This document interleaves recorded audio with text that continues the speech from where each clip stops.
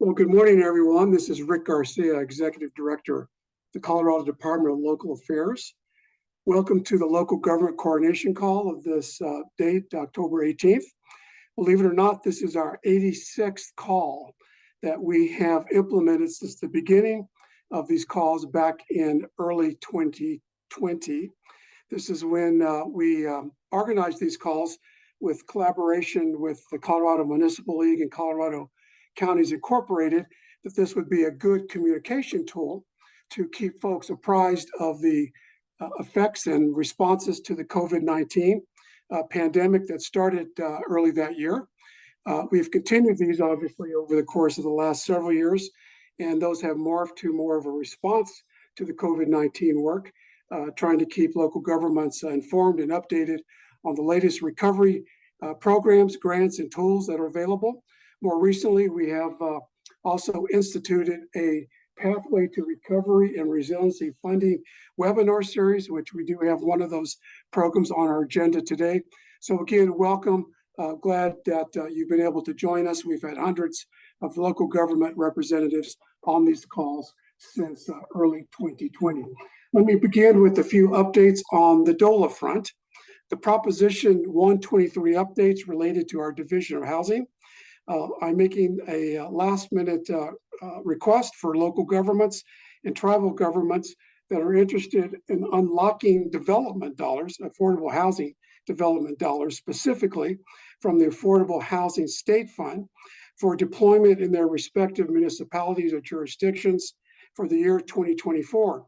In order to accomplish this, each local community is required to file a 3-year commitment by 11:59 p.m. on November 1st, 2023, which is just a couple weeks away. This work has been announced, and we've provided much technical assistance to many smaller local governments around the state on how they can join 101 jurisdictions to date that have successfully filed their commitments. And this is, again, to participate in the Affordable Housing Fund related to increasing affordable housing in your local jurisdiction by 3% over 3 years. If you still need assistance and you're in the process of contemplating how to get that, you can reach out to our local government division. We are providing TA and consulting support.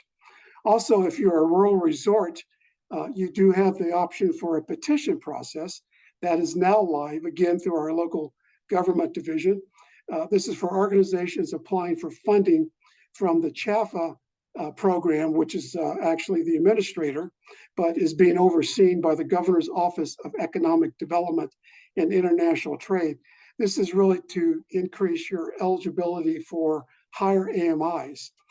There is a process that we've established, and that petition process is now open, particularly if you're located in a county or a municipality that is classified as a rural resort community. This makes you eligible for higher household income AMIs, otherwise that are not available through the Prop 123 law.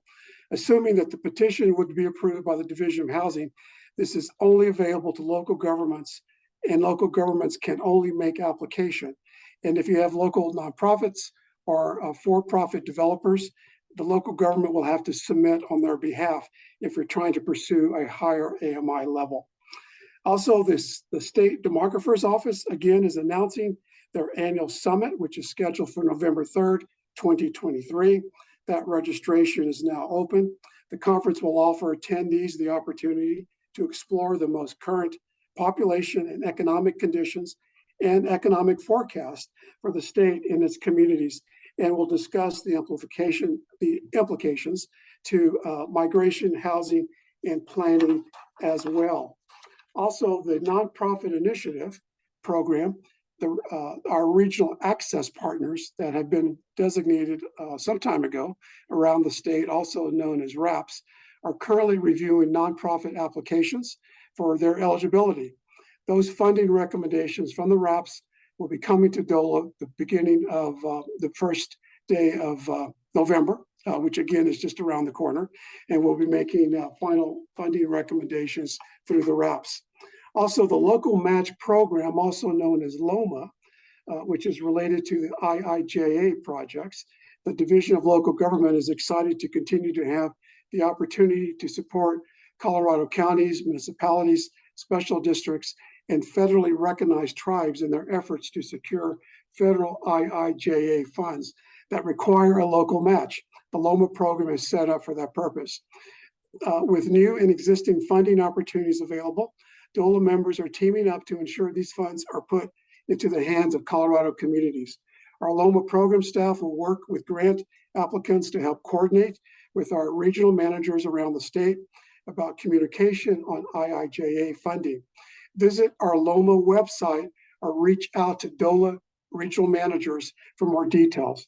Also, the Microgrids for Community Resilience Program launched new funding.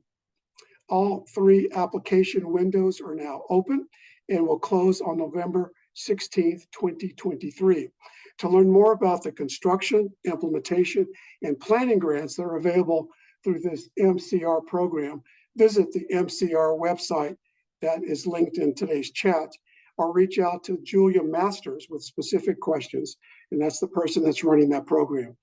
And then lastly, the Colorado Resiliency Office will be hosting its annual Virtual Resiliency Summit on January 25th, already scheduling into 2024 from 1 to 3:30 p.m. Save that date for early next year. The theme is Stories of Resilience, Uniting for Climate Adaptation, and the registration is also in today's link. We'll be introducing the Assessing Your Readiness for Funding Special Resiliency Series webinar shortly, but before we do that, I'm going to turn it over to Alyssa Denberg from the Recovery Office for some Recovery Office updates. Alyssa. Thanks, Rick. I actually don't think I have any updates this time, which is a surprise, but I'm available. I'll put my email in the chat if anyone has any questions or they need anything. Thanks, Rick. Okay, thank you, Alyssa. So now let's go to Shell Sabo, who will be introducing our Pathways to Recovery and Resiliency Funding webinar for today's agenda. Shell? Great, thank you, Rick. So yeah, as Rick mentioned earlier, this is a standing item on our agenda moving forward. And the goal of this webinar series is to, of course, break down state and local funding opportunities to better help local governments and community partners navigate and access potential solutions for the challenges that they are facing. Over the next few months, we are going to be providing some of the material that was available during the IIJA Regional Summit earlier this year. So if you missed any of those, or perhaps wanted something where you have a recording available to be able to reference again, we are providing that information in these webinar series moving forward. And as always, the link to previous recordings will be in the chat. So starting today, we do understand that sometimes navigating federal funding may be a new experience for many of our local communities. And in this time of unprecedented funding opportunities, we wanted to make sure that our local communities feel informed and empowered to go after these opportunities that better support their goals and needs. So this also includes having everything in order and being prepared even prior to applying. And in today's webinar, we will have guest speakers who will provide guidance and resources to help local communities be ready to apply for and successfully manage federal grants. So as always, please feel free to use the Q&A feature or add your questions into the chat for a facilitated question and answer that will follow the presentation. We also do have some pre-established questions that we'll be asking our speakers today, but we will be taking questions from the chat as well. So we will go ahead and begin with Armando Valdez, Colorado State Director with the U.S. Department of Agriculture, and we will follow Armando's presentation with Beth Lenz, who is Region 13's Regional Grant Navigator. So with that, go ahead and take it away, Armando. Thank you, Shale. Appreciate the introduction, and good morning, everyone. It's exciting to be with you here this morning. First of all, I just want to thank Rick Garcia and his DOLA team. They're wonderful partners to work with. They're great advocates for local government. I work with several representatives across the state, and my team and the DOLA team are always in constant interaction, seeing how we can get a lot of these resources and funds into our local communities, especially our rural communities, which we focus in with rural development. Well, I want you to really think, and hopefully you already do, when you think of rural infrastructure, you think of rural development, because we are the infrastructure agency for the federal government in local rural communities. We have so many aspects, and even with all of the new funding from IIJA, otherwise known as the Bipartisan Infrastructure Law and the Inflation Reduction Act, even though there's a lot of new funding there, we always have funding that's focused on rural needs, trying to assist in supporting rural resiliency, and really having a focus on how do we invest in rural Colorado.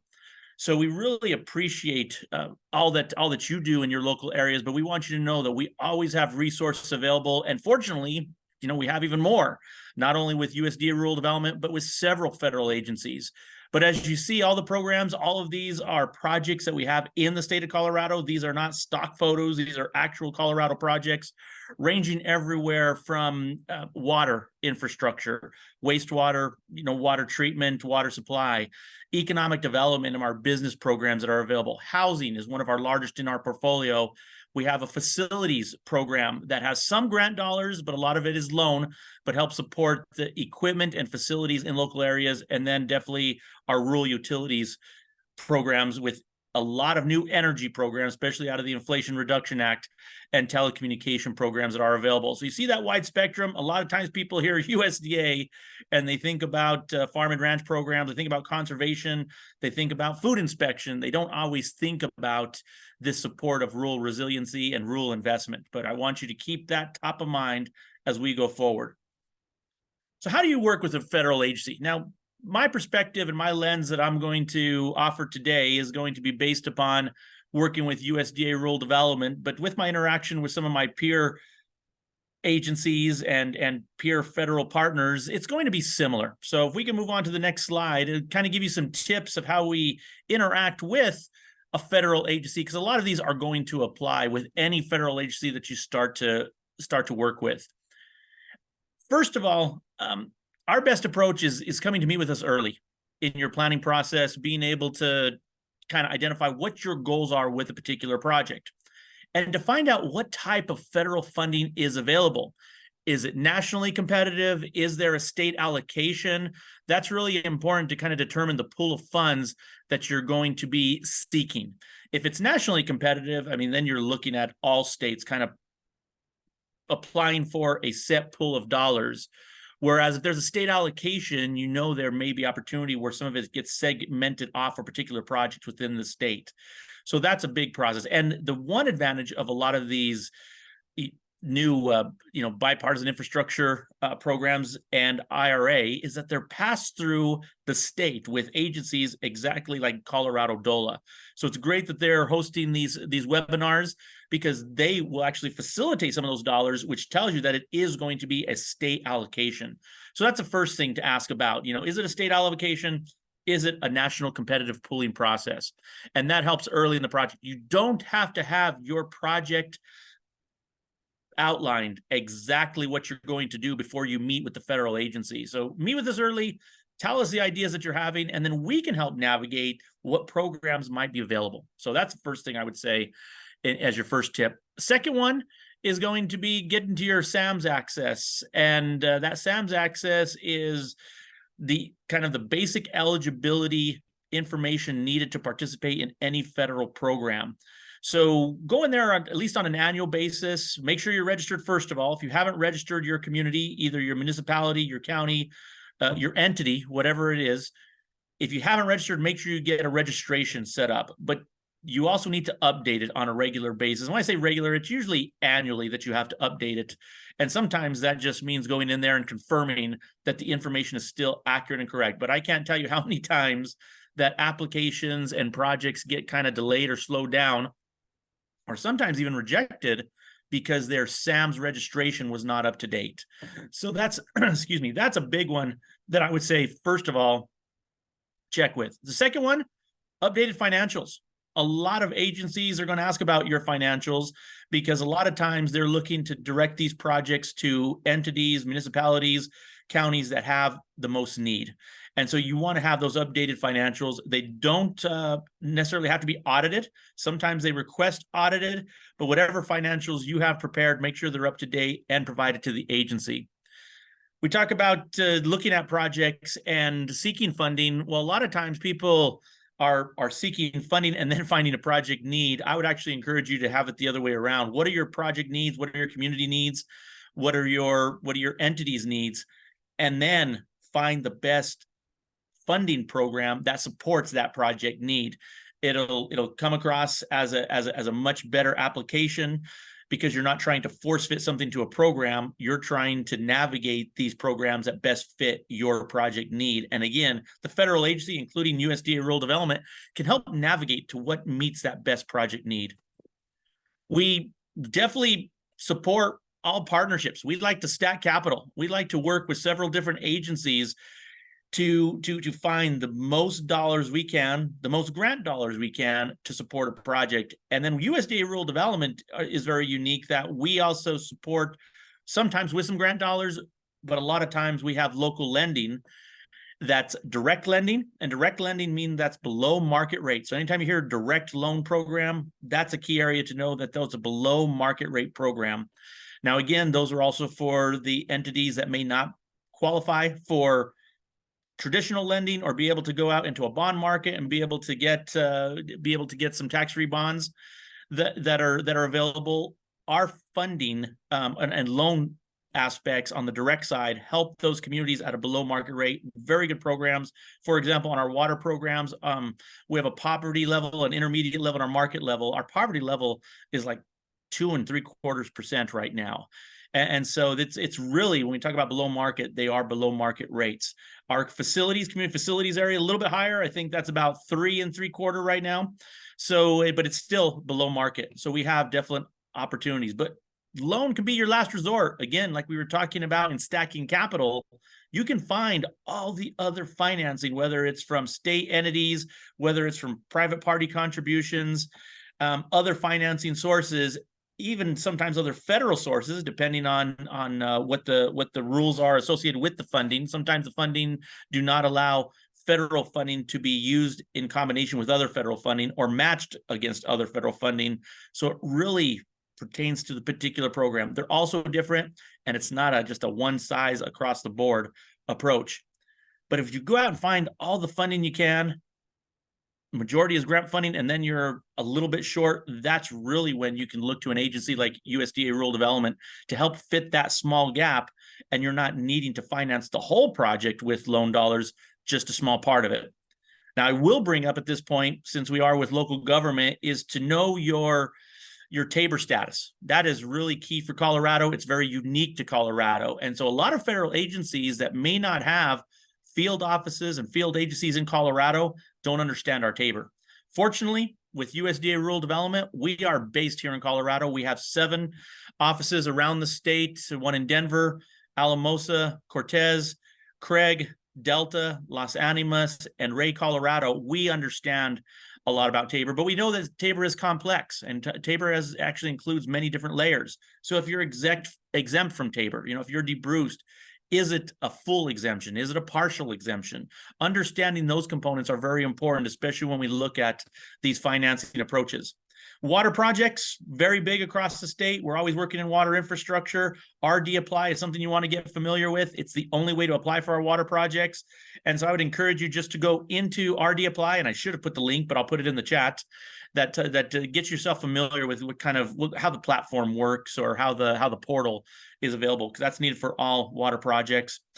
We talk about the loan grant combinations for projects being viable, because sometimes we have limited grants available in, for example, our community facilities area. Our grants are usually limited to about $50,000, $60,000 because we get a very small state allocation. Whereas our water projects, on the other hand, have great grant capability. A lot of times we can get anywhere from 50 to 75% on a water project that's grant funded. And so that means you would only need maybe another half or another quarter in other financing. But in water projects, you're almost guaranteed. I don't want to say completely guaranteed, but depending on your financial situation, almost guaranteed at least 25% grant for a project. And then finally, engage technical experts, consultants that are available. The big ones that you're always going to hit with federal projects are going to be the engineering and architects, especially for capital asset projects. If it's a water project, it's going to be more engineering. If it's a building project, it's going to be more architectural. So you might want to look to see who's available to assist in that. And then something that will be needed for all federal programs is environmental analysis. NEPA is big across all federal agencies, and we kind of have three categories: a full environmental report, a category exclusion with report. Category exclusion means there's going to be, maybe not as much disturbance, ground disturbance. And then we have a category exclusion no report. That's kind of the easiest way to get through. A lot of times that's for like equipment, and you're not going to be disturbing ground at all. So get yourself a little familiar with NEPA, and definitely have an environmental consultant. You don't have to be proficient all the way across NEPA, because there's people that probably spend a lifetime that aren't completely proficient in it. So think about those experts that can assist in the process. And then finally, if we can move to the next slide. Thank you. We do have technical assistance available. So use these opportunities. These are entities who have contracts with the federal government, a lot of time with specific agencies. These are ones that have federal dollars granted from USDA rural development to assist local governments, local communities in some of their infrastructure needs. First of all, Colorado Rural Water Association, again, have a contract with USDA rural development where they receive grant dollars to assist you. So reach out to them. They can help you with operational aspects, financial aspects, managerial aspects, especially for smaller communities who don't have capacity. Definitely use these technical assistance providers. Training available, emergency assistance that's talked about or highlighted there. They can really assist in situations. I often say that another state agency, Colorado Department of Public Health and Environment, are one of our best promoters and drivers for business, because as soon as they put a compliance order on a local government, then they usually come and see us. So that usually comes up in an emergency situation. A lot of times these technical providers can help guide and navigate to particular sources of funds. RCAC is an additional provider. They do a lot with, again, water and environmental projects that are available. RCAC will also help a lot with our housing areas. So if you have any questions on housing, you can reach out to RCAC, but they can provide, again, as I talked about, board training. And I knew I had put the link in for RD Apply someplace. You'll see right there. They help review applications that can go into RD Apply. So definitely reach out to them. They have specific technical assistance for tribal entities that participate in our community facilities programs. So if you know of tribal entities that are in need of technical assistance, we can direct them there. And then for our housing areas, they oversee a lot of our housing packagers and review those files before they come to our single family housing program. Because working around the state, definitely know that housing is one of the key needs. Even though we don't see it maybe as infrastructure directly, it supports that underlying foundation of infrastructure for an entire community. So those are some opportunities to look at. One final point I'll make is when you do meet with the federal agency, put all of your sources of funding, all your ideas for sources of funding out there on the table. A lot of times I talk to communities and they think if they hold something back, that they're going to get a better deal, because if they show that they're getting funding elsewhere, that maybe they won't get as much. That's usually not the way it works. If there's any grant options that are associated with any of these programs, anything that comes in later that wasn't disclosed up front gets offset with the grant you were going to receive from the federal agency. So keep that in mind. Hope that helps. One final thing is I'm going to drop in the chat is a link that is a program matrix to all of our programs. We do have over 70, so just USDA rural development can be hard to navigate with all those programs, but I highly encourage you to contact any of our offices, contact me directly. We will find a way to help you navigate this complexity sometimes of all these USDA rural development programs. We are here to help. We are a resource for your community. So thank you very much for the opportunity to be here today. Hi, I'm Beth Lenz. I'm the Regional Grant Navigator for Region 13, which covers Lake, Chaffee, and Fremont and Custer counties in the middle of the state. Wanted to just do a brief overview of what the Grant Navigator program is. It was created by legislation, and it is run through the governor's office. They've allocated funding for 14 regional grant navigators. A lot of them are on the call today.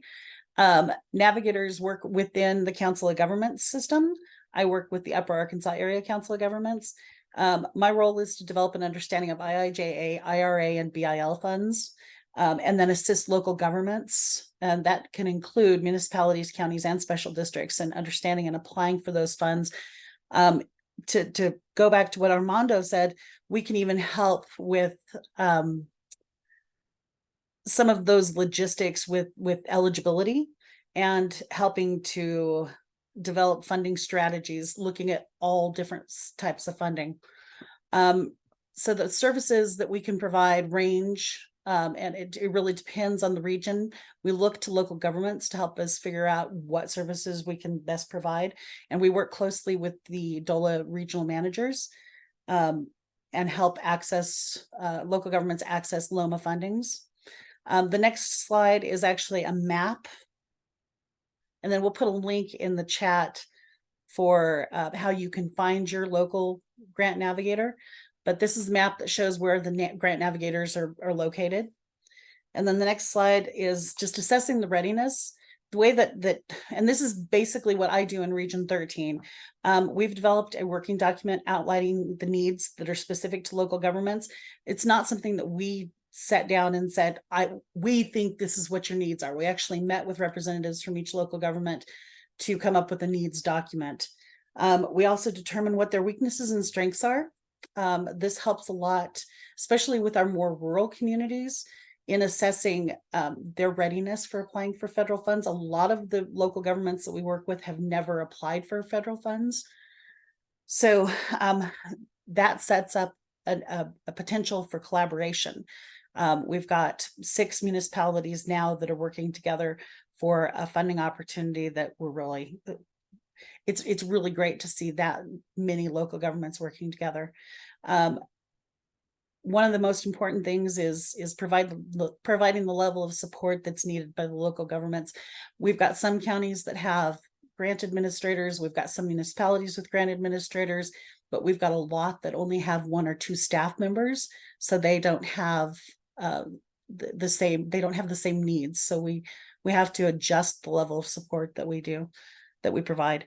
One of the most important things is keeping the lines of communication open. Our DOLA regional manager is fantastic. We meet with her on a monthly basis, and we've set up a meeting with congressional representatives as well. That way we can help local governments access different types of funding, as well as IIJA, BIL, and IRA in origin.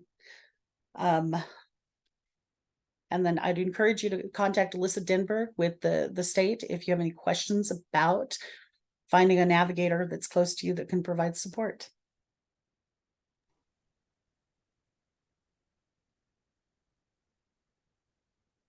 Armando and Beth, thank you very much for those excellent updates.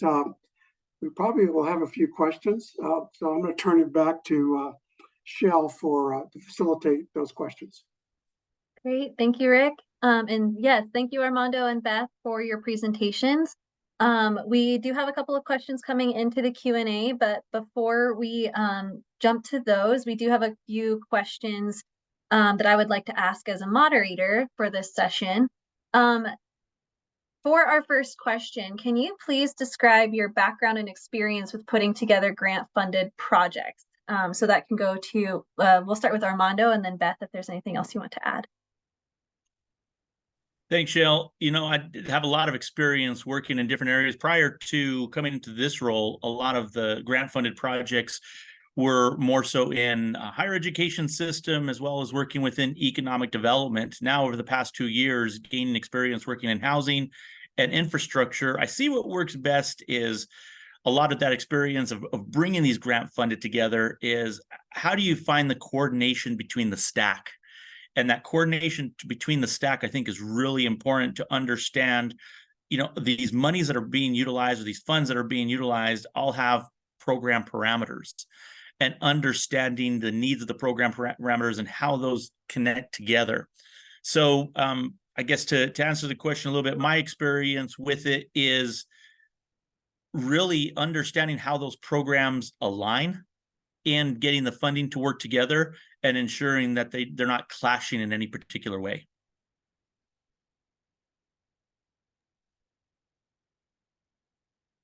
And I would absolutely agree with Armando.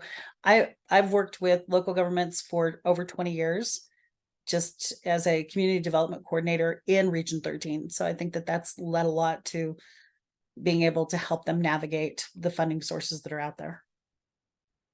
Great, thank you. And I know both of you kind of touched on this a bit in your presentation, but I wanted to kind of expand upon it. So first of all, what are some key factors in putting together a successful project? And then do you have any examples of an outstanding project that you have witnessed in your experience? Beth, I'll let you start off on this one. How about that? I've got a couple of examples. One example is a project that we're working on currently, where we have 6 municipalities, none of them with over 1,000 residents, working together on some transportation projects. But it's been really great to see municipalities that have never worked together before come together. And then one particular success that we've had is in Chaffee County. Chaffee County just recently applied for and was the recipient of an EPA Swiffer grant for $3.9 million for the development of a transfer station and a recycling material recovery facility. Thanks, Beth. And in looking at a lot of the coordination, my example would also be that coordination with a couple of municipalities. We recently had a project in Palisade that they're working with the community or town, I guess it's community of Clifton, because I think Clifton is unincorporated, Mesa County. And the two entities, the water districts there, working together to where Palisade can actually transfer their wastewater instead of having their own facility to the Clifton treatment plant, which is quite a little ways away, and both communities working together. But it also came in part for the planning on behalf of Clifton's point of view, planning ahead for the additional capacity to consider themselves, or how would I say, position themselves as a regional provider to support some of the local communities. So I think that was very key in looking at a successful project, is that there was not only planning for their immediate or present needs, but thinking, 10 years, 20 years down the road, what might be some additional needs to support not only their community, but adjacent communities, and how they could work and coordinate together on projects. And it worked very well in terms of, again, stacking that funding and stacking that capital to where both eligible entities were able to find dollars in Palisade, really able to find monies with USDA Rural Development to really support what they were trying to do, and Clifton having that capacity available. Great, thank you both. Those are very helpful and thoughtful responses. Really quick, I do want to jump to the question that is in the Q&A, and then we will ask a question about barriers to local governments. So the question is no matter which portal you use, whether it's RD Apply, FEMA Go, or grants.gov, do you still need to have a SAM account and a WEI? So great question. I saw that in the Q&A, and that's, I think, the challenge with sometimes working with federal programs is there's all these levels of complexity. What's needed, what's not needed, what works for one agency, what doesn't work for another. So the SAM, the System Award Management, is what it stands for, is the platform or the system that works to identify eligible entities or help applicants with that eligibility. And then the unique identifying number or entity that the UEI is identified within SAM. So SAM is the platform that's used, and that UEI is identified or brought out with SAM. So SAM is how you update it. SAM is how you can change information in it. It's that awards management system there. So the SAM and the UEI are what work together in that unique entity ID. So that's so I guess they're one and the same. And as far as I know, because of the federal award system, I believe they all use SAM in all the portals. So grants.gov for sure does. RD Apply does as well. FEMA Go, I'm not as familiar with, so that may be a little bit different. I can't speak on that one. So thank you. Good question. That's, I think, part of also the challenge and the complexity with this is that there's all these different systems. It'd be nice if they, thank you for Emily for bringing it up, and FEMA Go also does. So I imagine they would, because it's kind of across the board for any type of grant awards, loan awards that are with the federal government. SAM applies. So thank you for the confirmation. Great, thank you, Armando. All right, so our next question is what barriers do local governments often face when preparing to apply for federal funds? And to follow up with that, do you have examples of how a local government can actually overcome these barriers that they might face? One of the common things that we find with local governments, especially the smaller, more rural areas, is they don't have a history of accessing federal funding. So they're a little bit weak on the implementation and compliance end. So one of the things that we do to address that is try to look at collaborations and partnering perhaps local governments who don't have that track history with a strong fiscal partner, somebody who has the experience with a federal funding source. And that's where the Council of Governments generally makes a pretty good partner in most areas for a lot of projects. Thanks, Beth. I think you provided an excellent insight and answer. My answer is very similar to that one. I would say the biggest challenge is capacity, especially for the smaller communities who don't have a full dedicated our full-time staff that's dedicated to some of these different areas. A lot of times, they have 1 or 2 staff members who are focused on just daily operations in working on the needs of a particular community or a particular town or a particular area.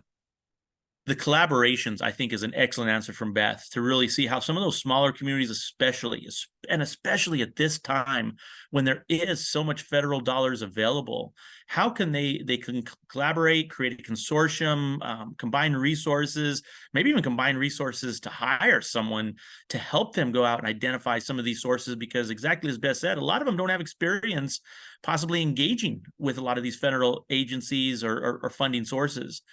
And they just don't have the capacity. So I think that's the biggest obstacle. We're in a unique time frame. It's going to be a short time frame. It doesn't feel like it probably right now because we're at the start of kind of like these 5-year this 5-year period.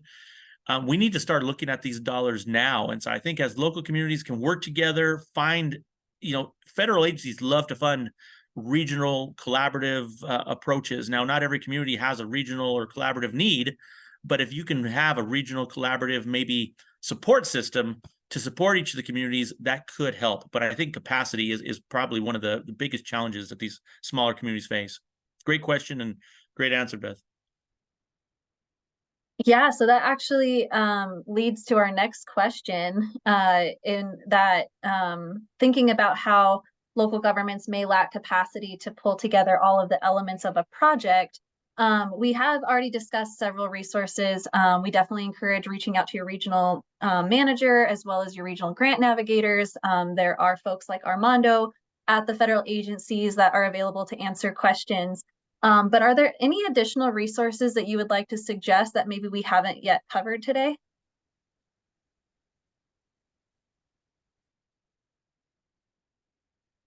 Very good question. I would say, look at some of these. There's a lot of private entities as well as, I guess, quasi-private entities like CHAFA who are out there that provide resource guides. They provide some of this navigation. They are constantly working in this space to review different federal funding or funding sources that are available. Maybe not just federal, maybe state funding as well. Look to the Council of Governments, the local COGs that are available. They're often doing a lot of this work, and so maybe it might not have to be replicated if you're working with a COG. Sometimes with those Council of Governments, I heard CML referenced earlier, CCI referenced earlier. Great advocacy organizations probably have individuals who are also looking at this. Definitely leverage those and use those. If you don't have a membership, go out and reach out and get a membership. Although I believe both of those may have automatic membership based upon your status. Utilize those entities that are out there. So I think that's a key part to looking at these resources that are available. And then on the federal side, there's going to be a lot of notices put up, the NOFAs and everything that are available. Make sure you're getting on those distribution lists that are available. And so, Beth, I'll turn it over to you. And I absolutely agree with your suggestions, Armando. We also need to look at a lot of the federal agencies like USDA have got technical assistance built into a lot of their programs. So if you're looking at a funding opportunity, absolutely look at the funding source to see if they've got any technical assistance. Oh, and I see that Colleen from Region 10 has got some information. Yeah, thank you, Beth. Jemmy, can you unmute Colleen so that she can provide a couple of additional comments? It may have happened. Oh, there we go. Perfect.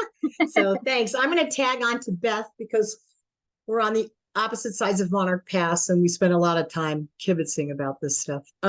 Two resources that I just used on WaterSmart applications are excellent. You just have to build in the time. And one is the Water Now Alliance out of San Francisco will review water applications free.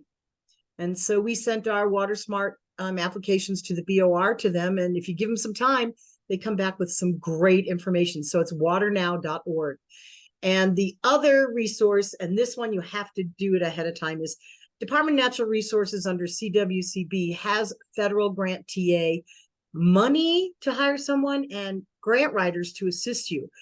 But because of the procurement process, it takes 30 to 45 days to get that grant writer on staff to help you.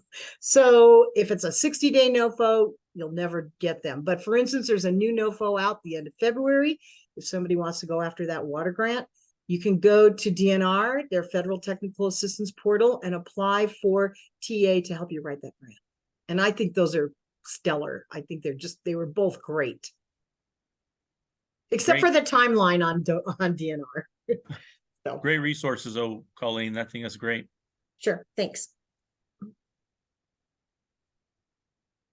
Great. Thank you so much for those. That's so helpful. And we'll make sure to have all these resources in our notes that we'll be sending out after. And as we mentioned earlier, these calls are recorded and available on our website. So just kind of hopping back really quickly, we did have a question related more to barriers that local governments might face. Maybe this question's for Armando, but do you have any perspective as to why each agency is using individual portals? Yeah, I think it is probably a question that we ask ourselves within the federal government sometimes, and I think everyone's working within their space and they look at their needs associated with each application, because even within rural development, as you saw, we have RD Apply. In some cases, our housing have a different system that are used in. And a part of it, I think they build a system and portal for a particular need of an application because it's not a one size fits all for all of these different funding sources. I wish they could become more aligned. They kind of have that with grants.gov to find out the funding source available, but then grants.gov is going to direct you to each one of those portals to apply. So it's a tough situation. I understand to have a different navigation portal for every different program that you're working through. And I don't know if I have an easy answer to say that it's going to be fixed anytime soon. Remember, we're still the federal government. We're still going to have these different layers that we work through, and each agency sometimes works in a silo, and we focus on kind of what our needs are and maybe not thinking conceptually, if it's possible, because there's so many programs, so many different agencies out there. I gave you a long answer, a long non-answer to a very good question. No, that's a great response. Thank you, Armando. And there's a follow-up comment that says, the nice thing about this is that there is direct contact with program staff rather than waiting through grants.gov. So there is a silver lining to it. Yeah, thank you, Shale. The one thing I will add though now, and I know a lot of federal agencies are going through this, we're going through this, is just what everyone is maybe going through this at this time, is finding people, finding individuals, staffing. We're understaffed. We're operating at about 80% of total capacity, and some of our programs are operating about 60% just because we're so short-staffed. Also with some of the dynamics that are happening, I'm glad there's someone available. Definitely keep it looking out there, because we're going to have some positions open here in Colorado. But also the dynamics of what's happening within our legislative side, and what they're working on a budget sometimes delays some of the things we're working through. So responsiveness sometimes is may get delayed.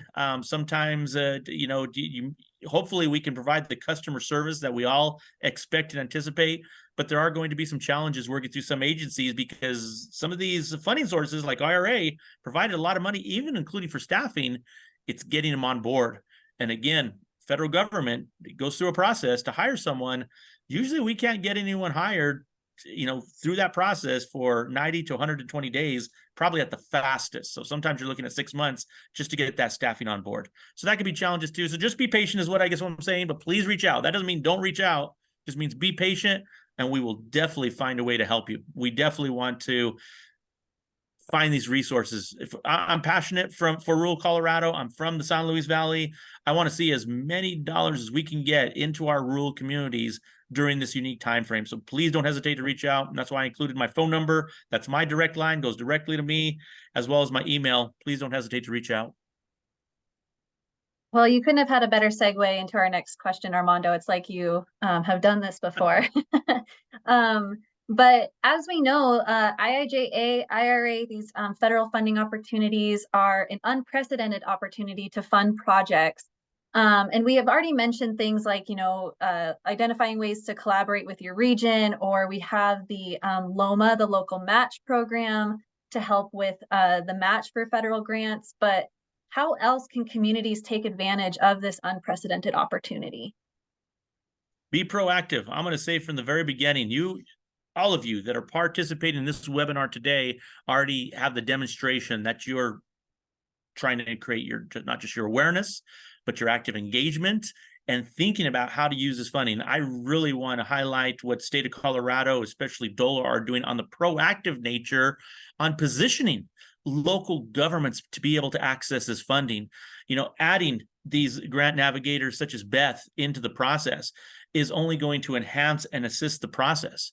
And so this, I think Colorado, I'm hoping once this all comes out after these cycles of funding have completed, that Colorado will be at the top of the list of taking advantage of all these dollars. And so what DOLA is doing, the grant navigators, in terms of what Beth is doing, there is an active and proactive approach into how do we access these dollars. Get yourself on those lists for those NOFAs, the notice of funding announcements that are being put out. That also is going to tell you what's there. The only challenge with that is sometimes those NOFAs come out with small and short windows. So you do want to be ahead of time. By the time you get the NOFA, you almost have to have somewhat of a plan in place to be able to get ready for them. But you can definitely look like that program matrix that I put out, understand what programs exist. Even if there's not an open cycle available right now, contact the agency. They can usually anticipate, even if they don't know an exact date, they can know an anticipated window of when those cycles are going to open. And again, look through to see, is it a pass-through? Is it going through a state agency as federal dollars? Becomes a lot more flexible, which is why they do the pass-through approach. Or is it going through a federal agency? That'll also give you indication on how to navigate the process in terms of what you need to do to prepare and who you need to engage with. I couldn't agree more with what Armando said. It is unprecedented, and if you have conversations with your regional grant navigator, you can start establishing those strategies for funding a project, even if there's no funding announcement that's current. Thank you so much, Beth and Armando. And yeah, I do also want to plug, I know Alyssa had to jump off, but the state recovery office also does offer IIJA office hours for folks. So if you have questions, that's an open space every month for you to ask those types of questions that you may be needing some assistance with. And just to kind of plug this series that we're offering on this local government call each month, next month we'll be actually talking about community collaboration and capacity building. So if that is something that is of concern to you or your region, definitely join us for that call where we have some tips and tricks and some resources to help out with that. And then we have enough time for about one more question. But again, I do want to say, if you have any questions, to please put them in the chat. And we will try to get to them here in the next few minutes. But our last question we have is, what are some challenges that local governments might encounter in administering a federal grant in terms of contracting, record keeping, and auditing that folks should be aware of? Yeah, that's a great question, because there is a lot of it. A lot of times people think about, going out and getting the funding, but they don't think about everything that's involved in it. So there's kind of, I guess, maybe three phases we look at. There's that pre-development process when you're looking at putting a project together.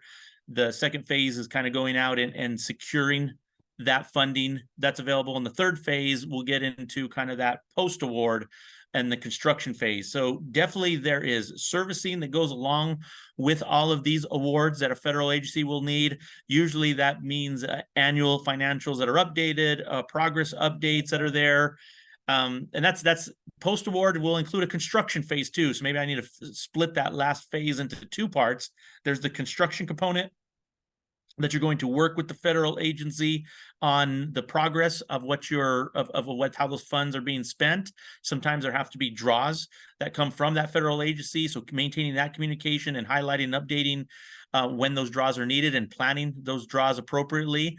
And then once the construction is completed, that's when that servicing comes in, as I referenced before, being able to see how the project is being utilized, updated financials that go along with it, and some communication requests from a federal agency. So federal funding does come with some strings, as you may well know, that goes along with it. And so that's a great question, because there are components that you want to be prepared for the management post-award as well. A lot of times people are thinking about the preparation before they get the award and what they need to do to work on that, but it's also that post-award that's also very important when you work with the federal agency. So ask the federal agency, what are those post-award servicing requirements or reporting requirements that may be a part of any award that you're seeking?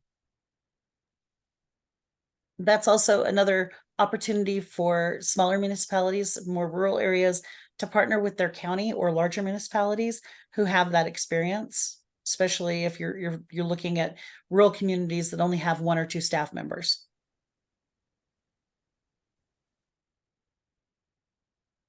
Excellent. Thank you both so much. I am not seeing any additional questions in the chat, but I will really quick. I do want to make sure that folks are registered for this call. So if this link was forwarded to you or anything like that, I will drop a link in the chat as we close out here really quick to make sure that you are registered so that you do get our follow-up email with our notes and everything like that has all of the links and resources that we talked about today, as well as links to our recordings for these webinars moving forward.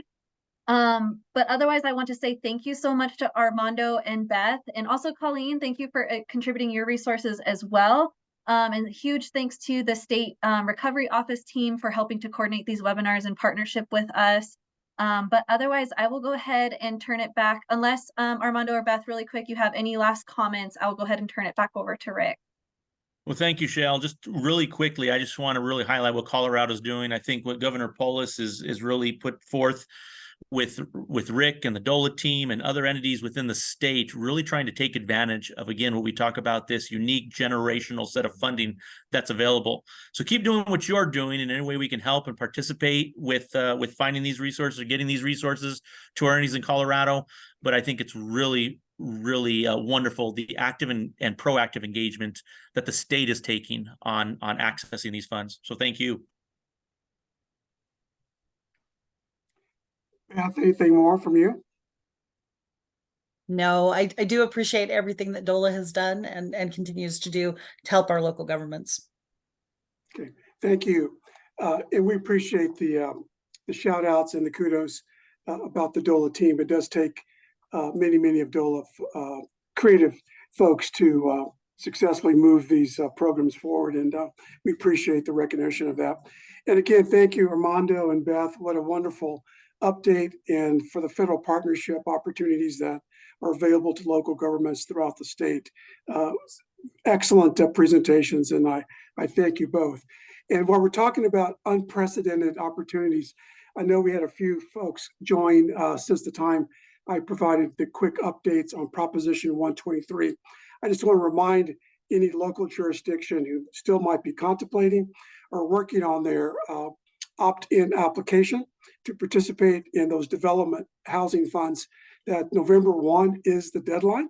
And again, we are providing resources and technical assistance opportunities for any local government that is still working on trying to get across the finish line.